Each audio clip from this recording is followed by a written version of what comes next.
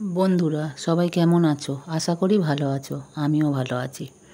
আজ একটা নিরামিষ রেসিপি নিয়ে চলে এসেছি। কচি কলার কোপ্তা কারি, একদম নিরামিষ। কচি কলাগুলো একদম খোসা না ছাড়িয়ে কুকারে সিটি দিয়ে নিয়েছি এরকম টুকরো করে। তার সাথে দুটো আলুও সিটি দিয়ে নিয়েছি। এবারে এগুলো ভেতরে অনেক জল ঢুকে রয়েছে, জলগুলো চিপে ফেলে দিয়ে ভালো করে পেস্ট করে নেব।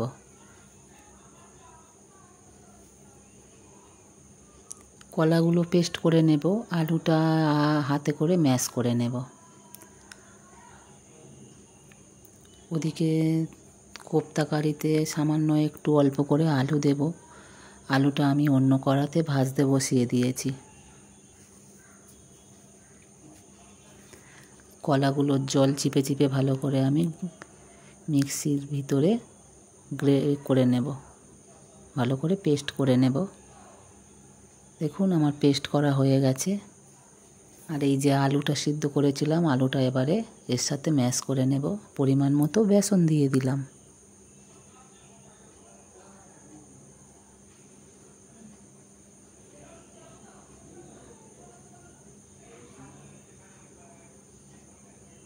লবণ দিয়ে দিলাম, একটু হলুদ গুঁড়ো দিয়ে দিলাম,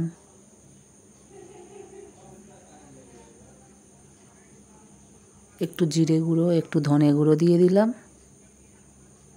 এবারে ভালো করে মিশিয়ে নেব আর আলুটা ম্যাশ করে একসাথে সব মিশিয়ে ভালো করে একটা ডো বানিয়ে নেব।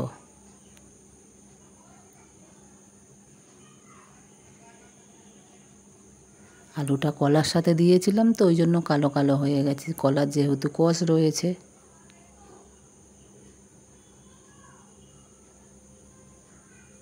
এটা ততক্ষণে মিশিয়ে নেব আর ওদিকে একটা মশলা বানিয়ে নেব।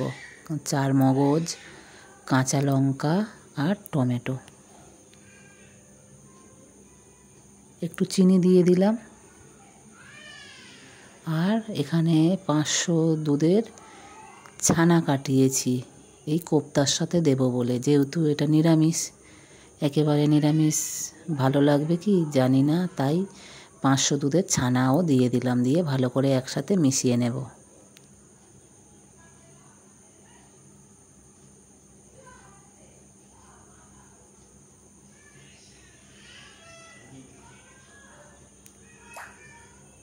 এত অপূর্ব টেস্ট হয় বন্ধুরা, একবার হলেও এইভাবে বানিয়ে খেয়ে দেখবেন।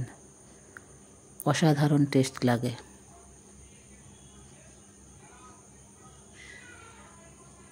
সব কিছুর পরিমাপ ঠিক থাকলে অপূর্ব খেতে হয়।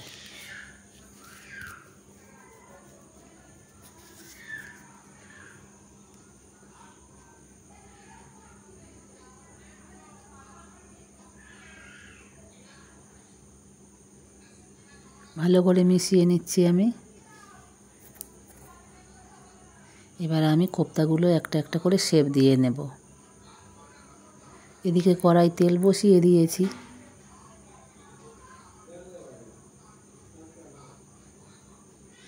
এইভাবে সবগুলো আমি কোপ্তা এক এক করে বানিয়ে নেব। আর কড়াই তেল বসিয়ে দিয়েছি, ভাজা বসিয়ে দেব।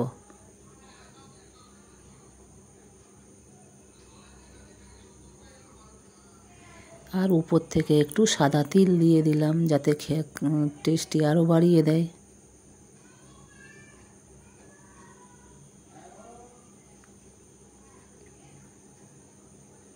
এবারে আমি প্রত্যেকটা কোপ্তা এইভাবে আমি শেপ দিয়ে ভেজে নেব। কড়ার তেল গরম হয়ে গেছে।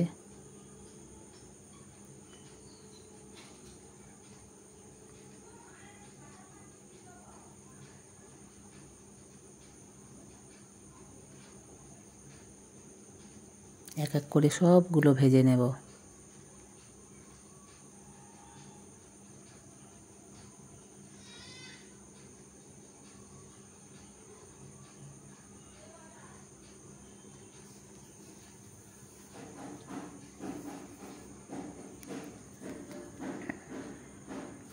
দেখুন কত সুন্দর হচ্ছে, একদম লাল লাল করে ভেজে নিয়েছি।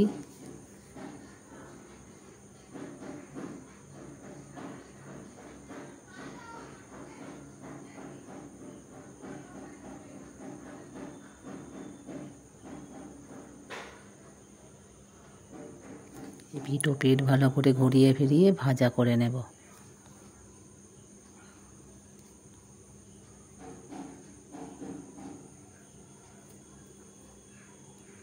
দেখুন কত সুন্দর দেখতে লাগছে।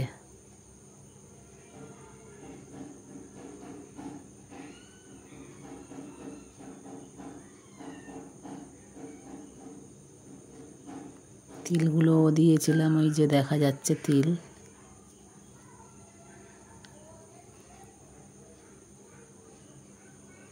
আবারও এক খোলা ভেজে নেব।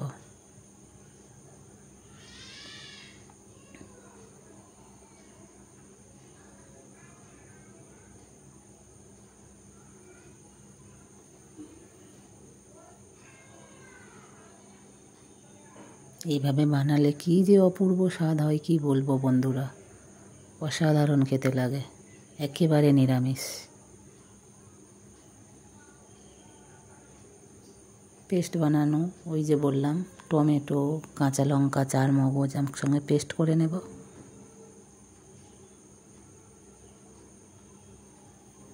এদিকে কড়াইয়ে তেল দিয়ে দিয়েছি, শুকনো লঙ্কা ফোড়ন দিয়ে দিলাম, আর একটু কালো জিরে, একটু আদা বাটা দিয়ে দিলাম।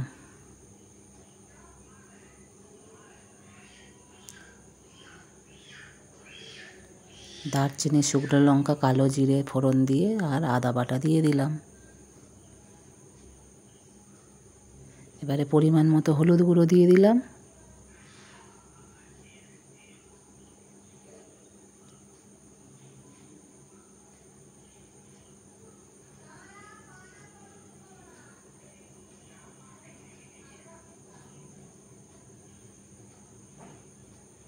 ভালো করে ভেজে নিলাম। এবারে লবণ দিয়ে দিলাম পরিমাণ মতো।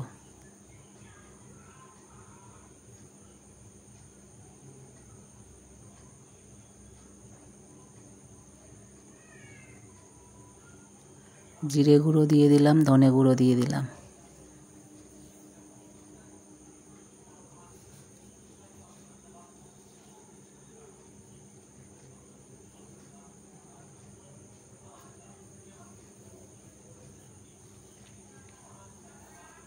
একটু কাশ্মীরি লঙ্কার গুঁড়ো দেওয়া হলো কালারের জন্য।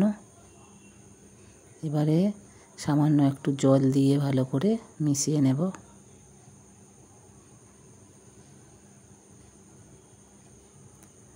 আর ওই যে মশলা করে রেখেছিলাম টমেটো, চার মগজ, কাঁচা লঙ্কা, মশলাটা দিয়ে দিলাম।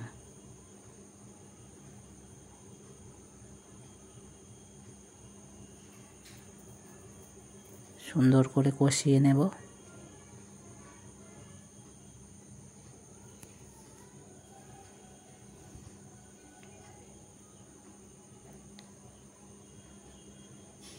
এইভাবে কাঁচা কলা ছানার কোপ্তা কারি করে ভগবানকে ভোগ নিবেদনও করা যায়।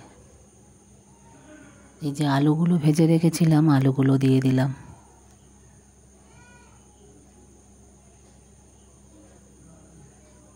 মশলার সঙ্গে একটু ভালো করে মিশিয়ে নেব।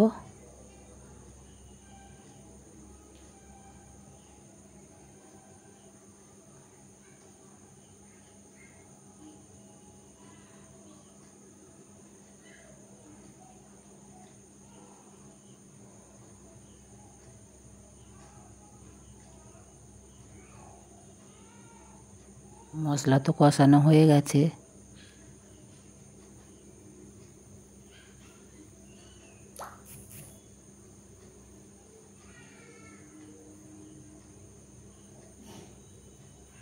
এবারে পরিমাণ মতো উষ্ণ গরম জল দিয়ে দিলাম। আলু তো লাল লাল করে ভেজে নিয়েছিলাম, সিদ্ধ হয়ে গেছে। জল মিশিয়ে ভালো করে মশলাগুলো কড়ার গায়ে থেকে ভালো করে জলের সাথে মিশিয়ে দিয়ে এবারে কোপ্তাগুলো দিয়ে দেব।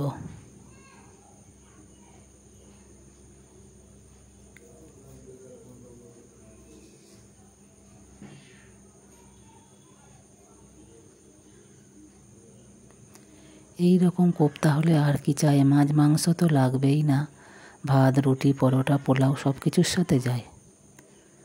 আর এই রকম নিরামিষ ছানা কলার কোপ্তা কারি গোবিন্দের ভোগ নিবেদন করা যায়, ভগবানের ভোগ নিবেদনও করা যায়।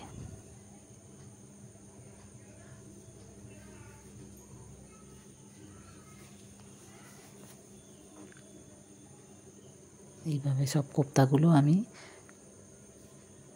দিয়ে দেব। কত সুন্দর কালার এসেছে দেখুন।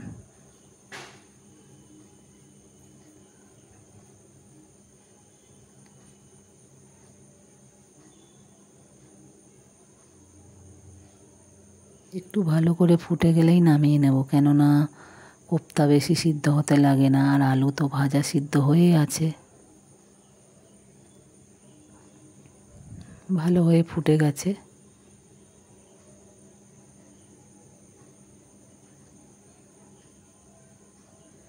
একটু আমি কিশমিশ দিয়ে দিলাম, যাতে কোপ্তা কারির স্বাদ আরও একটু বাড়িয়ে দেয়।